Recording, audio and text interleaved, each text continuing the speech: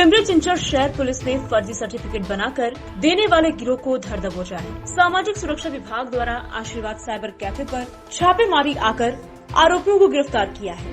यह गिरोह फर्जी फिटनेस सर्टिफिकेट, टैक्स रिसिप्ट, वाहन इंश्योरेंस के पुलिस क्लियरेंस सर्टिफिकेट जैसे महत्वपूर्ण डॉक्यूमेंट फर्जी रूप से बनाकर लोगों को ऐंठते थे। अब तक इस गिरोह के अपराधियों ने कुल 800 से ज्यादा लोगों को फर्जी सर्टिफिकेट दिए हैं। सामाजिक सुरक्षा विभाग पथक के वरिष्ठ पुलिस निरीक्षक विठल कुबड़े के मार्गदर्शन पर कालेवाड़ स्थित आशीर्वाद साइबर कैफे पर छापेमारी की गई।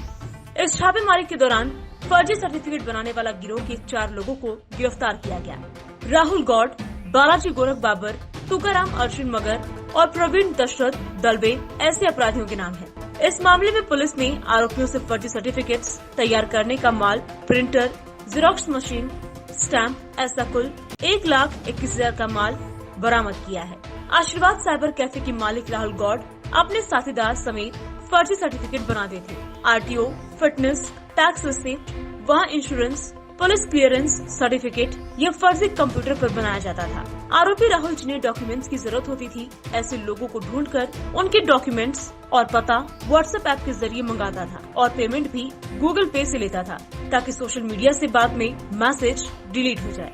इस मामले में अभी भी पुलिस को 2 आरोपियों की तलाश है। पुलिस उनकी जांच में जुटी है।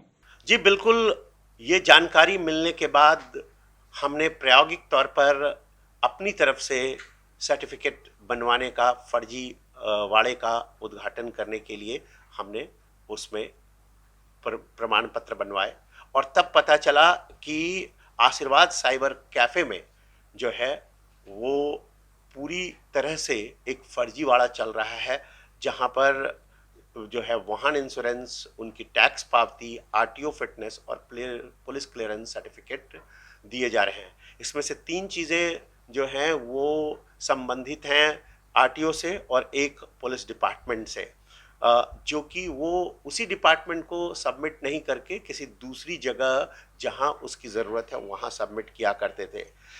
इसमें ये महत्वपूर्ण है कि वो व्हाट्सएप पे मैसेज मंगवाते थे। हमें ये देखना पड़ेगा कि व्हाट्सएप पे मैसेज भेजने वाले लोगों को ये क्यों नहीं पता चलता था कि वो गलत जगह से ये चीज़ें बनवा रहे हैं, क्योंकि व्हाट्सएप के मैसेज के आधार पे इस तरह के सर्टिफिकेट नहीं बनते हैं।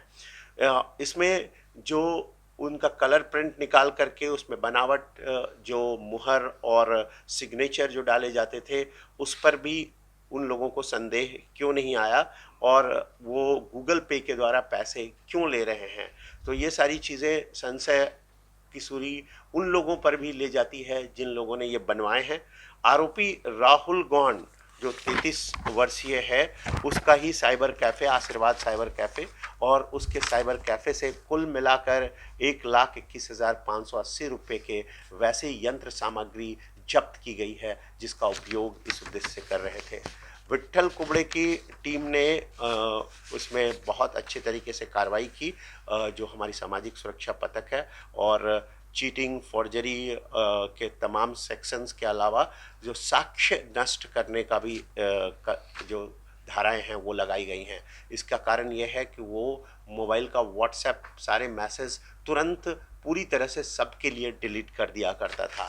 तो इससे ये शक की सुई, मैं कह रहा हूँ बार बार, कि जो लोग बनवाते थे उन पर भी जाना वाजिब है।